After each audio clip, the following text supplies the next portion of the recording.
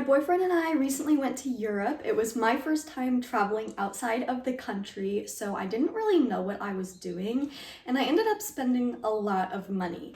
So today we are going through the expenses and seeing what I need to do to adjust my budget for the rest of the month to make sure that I can stay on track. I just got to experience so many things that I've never even dreamed of before, but in doing that, I spent a lot of money. And now that we're back home, we need to figure out exactly how much money I spent so that I can make sure that I can stay aligned on my budget for the rest of the month. So hi, my name is Tessa, and I'm glad that you're here because we talk about the things that make us happy, healthy, and wealthy. So let's get into it. 2 disclaimers before I begin talking about the money. So this is going to be how much I, as one person, spent on a 2-week trip to Europe, not the price of 2 people. And then that is a 2-week trip minus 1 day because it did happen to be my birthday while we were there. We weren't going for my birthday, but it was one of the days that we were traveling, and he paid for everything that day to be a gentleman. So this is the price of one person traveling to Europe for 2 weeks minus 1 day. So we did have to pay for a lot of things before we even took the trip just to get ready for it. I consider these the logistics expenses. So the very first thing that I needed to get was a passport. Like I said, it was my first international trip, and if you're planning your first international trip, just know that passports are kind of expensive. It cost me $130. And now something that everybody needs to consider, whether it's your first or 100th international trip, is that you are going to need an international phone plan. It cost me exactly $100, and I don't know if that's a reasonable price or not. I imagine if I had more time, I could have shopped around or negotiated that price down a little bit, and I would encourage you to do that. Figure out a good international phone plan for you so that you are not forced to buy a $100 phone plan the day before you leave. Second thing of logistics was luggage. We did check a bag. We shared one big suitcase to go. And between all of the flights that we took, we did have to pay for that checked bag. It cost $144. And again, this is per person, so that was kind of expensive. Probably could have just shoved everything into backpacks and been fine, but it was our first trip. We wanted to make sure we had what we needed. And then we had travel to and from the airport here at home. This is not including the trains and the Ubers that we took in Europe. This is just getting to LAX and getting home from LAX after the trip. We ended up paying one of my friends $70 to pick us up and drop us off. So that's how much that cost. And then we also got travel insurance when we booked our flights initially. Again, it's the biggest trip we've ever taken. We weren't sure how to do it. We wanted to make sure that we did have that backup if we needed it. It was $45 per person. Obviously we didn't need it. We ended up going, having a great time, but gave us some peace of mind when we were planning. And then speaking of planning, we booked all of our hotels and Airbnbs before we left. Would definitely encourage you to do that unless you're like an extremely type B kind of person. But we spent $621 per person for the hotels and Airbnbs each night of our trip. So for a total of the logistics category, I spent $1,075.10 on logistics before I even left America for this trip. Once we had the logistics figured out, we were ready to actually go on our trip. So the next category is the transportation. The first thing is, of course, the round trip flights from LAX to Rome. First we went to Italy, and then we went to the Czech Republic, then Germany, and back to Rome to catch our round trip flight home. But that round trip did cost us $600 per person. I was really happy with that price. I thought it felt reasonable. My sister lives on the East Coast, and I feel like she spends that much just to come visit us.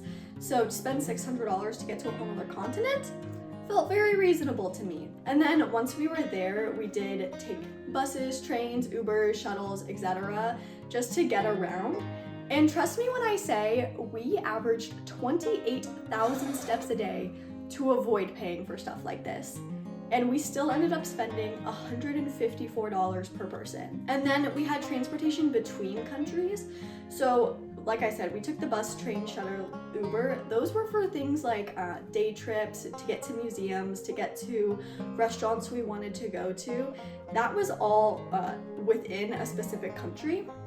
To get between them of course, we flew into Italy, and then from there we flew to Prague.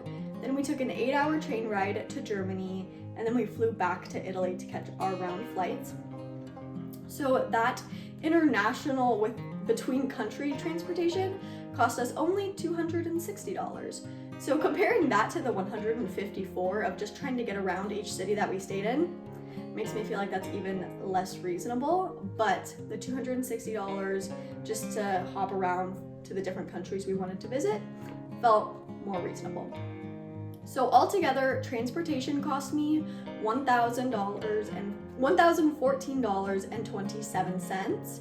I don't know if that's reasonable or not. It kind of sounds like a lot when I add it all up, but considering this got me to a whole new continent and all around that continent, I guess it's pretty good. The next most expensive category, of course, was food.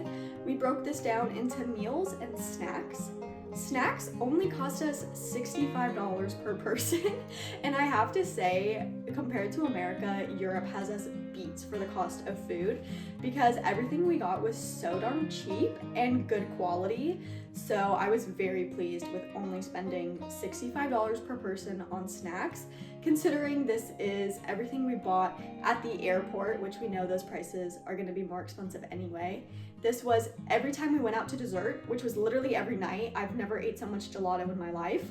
This was all of the 2-liter bottles of soda that we bought at the grocery stores that were German specific or Italian or, Czech Republic that we had never seen before.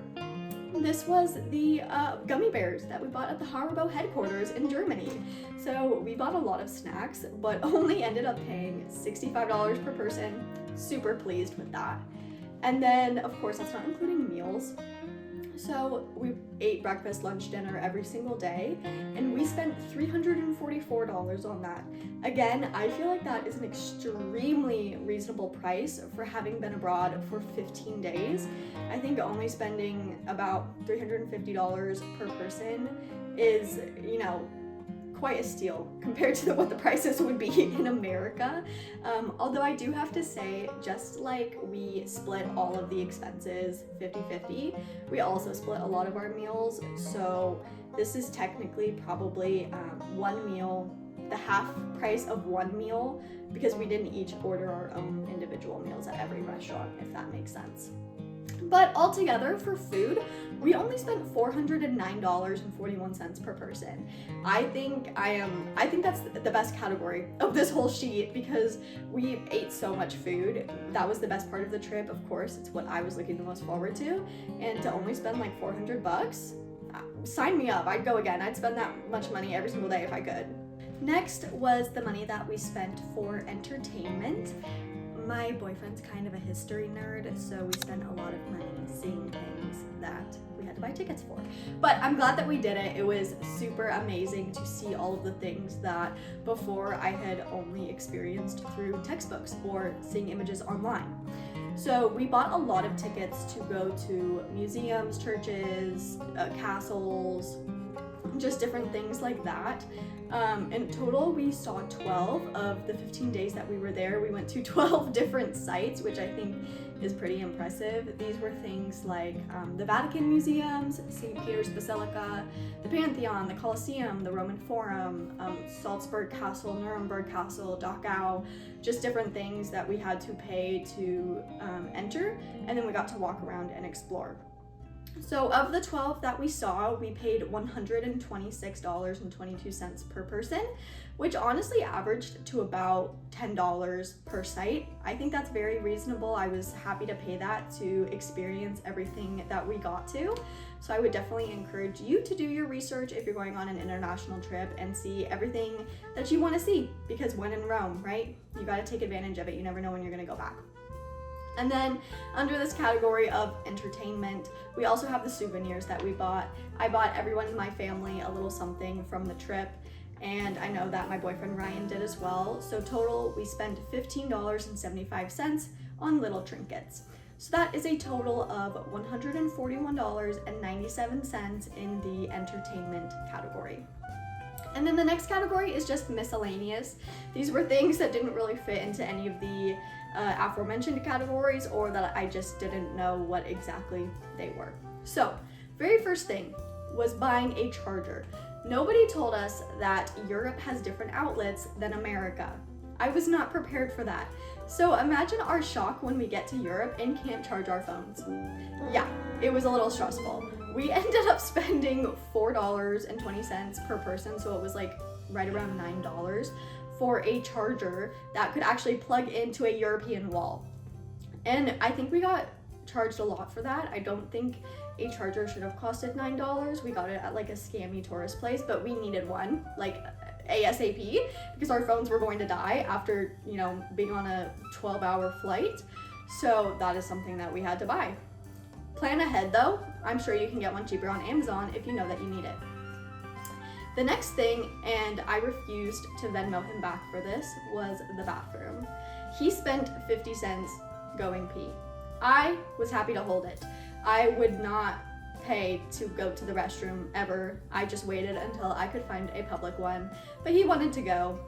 While I said Europe has us beat in the cost of food, I've never seen a bathroom that you have to pay for to go to in America, so we definitely beat them in that sense. And then the next thing is just unknown. We ended up withdrawing a lot of cash at ATMs, and I was able to track most of it. We did withdraw about $12.50 that I just didn't keep track of, so we spent $12 on something. My guess is probably food, but I'm not sure. And then we did have to pay a company to hold our luggage for us because, like I said, we did get a giant suitcase that we shared together rather than backpacks. And we would check out of an Airbnb or a hotel early in the morning, and then we would either wait until later that we would check into the next one, or we would wait until later to take our transportation to the next country. So what are we gonna do with a giant suitcase all day? We're not gonna roll it around. So they do have different companies and websites that you can use to find places to store your luggage for the day. We spent $7 each storing our luggage between, checking out of one place, checking into another, just to put it somewhere so we didn't have to, roll the wheels across the uneven pavement in Europe. And then the last thing, and this, in my opinion, is the worst one. We spent $21.20 each, so like $42 total, on ATM withdrawal fees. I believe that you can get euros for a much cheaper fee than we did. I just think we didn't plan ahead. I think we should have gone there with euros because a lot of things require that you pay in cash, and we were just gonna pay our cards with everything until we realized, we were gonna have to withdraw cash, and we were charged $42 just in fees to get our cash there. I think if you plan ahead, you can find places that do not charge you that much, and I would encourage you to do that because I feel like, that's literally $42 that we just wasted on money. We literally had to pay to get money, so I was not happy with that. But overall, the miscellaneous category was only $45.04 per person, so the withdrawal fees accounted for like half of that, so I'm not happy about that. But altogether, adding up every category that I just went over, I personally spent $2,686.15 on a 15-day trip to Europe for my first time. That sounds like a lot. I don't know how to feel about that now that I've added it all up. If I do average it out per day, it's $179 per day. That sounds like a lot.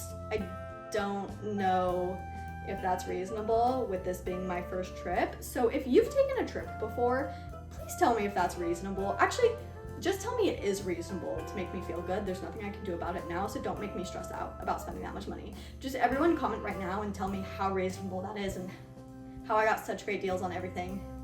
Because $179 per day is kind of making me stress out a little bit. But that's okay. We are making this video because we want to see how much I spent so that we know how to budget for the rest of the month. So it's good to be aware of our expenses. Which begs the question, if I spent that much, how did I pay for it? First of all, I was very blessed, very privileged. I got extremely lucky. Both of my parents wanted me to have a good time, and I don't know if it was for my birthday or just because they're kind people. They each sent me $100 to spend on this trip. So that automatically took off $200 that I didn't need to worry about. And then even luckier, I ended up winning a raffle at my work for something completely unrelated, and I won like the grand prize travel reimbursement package where I got an extra day of PTO and $1,000 to spend on a trip. So that took $1,000 off. That was basically half of what I paid was through this raffle that I won. Otherwise, I would not have probably gone on this trip. My boyfriend and I had been talking about it for months and just never booked it because I didn't want to spend the money. And then once I did win that travel package, I told him, I like gave him my card and I was like, book the flights before I change my mind. Like, I have the money, I need to spend it now. So overall, of my own money, I only ended up spending $1,486.15, which sounds more reasonable. I think for a 15-day trip, that's like $100 per day. That makes me feel a lot better. However, $1,500 is still a lot of money. So how did I pay for that much? I budgeted. It's as simple as that. I planned ahead and I saved and I budgeted my money so that I could spend that and not worry about it. And if you're wanting more information on how to budget, I recommend checking out this video that I made. It is all about how to manage your money in your teens and 20s to be on a financially free path for when you get older. And I think there's a lot of good tips in there of what to do if you do want to budget and save your money for big things like going on trips. So there you have it. That is how much money I spent in Europe as a first-time international traveler. It still seems like kind of a lot of money to me. Not sure how to feel about it, but it is what it is. I had an amazing time and I'm not gonna regret it. So thank you for watching this video. It would mean a lot to me if you could like the video and subscribe to the channel. And while you're at it, YouTube thinks that you would like this video next, so check it out. Bye!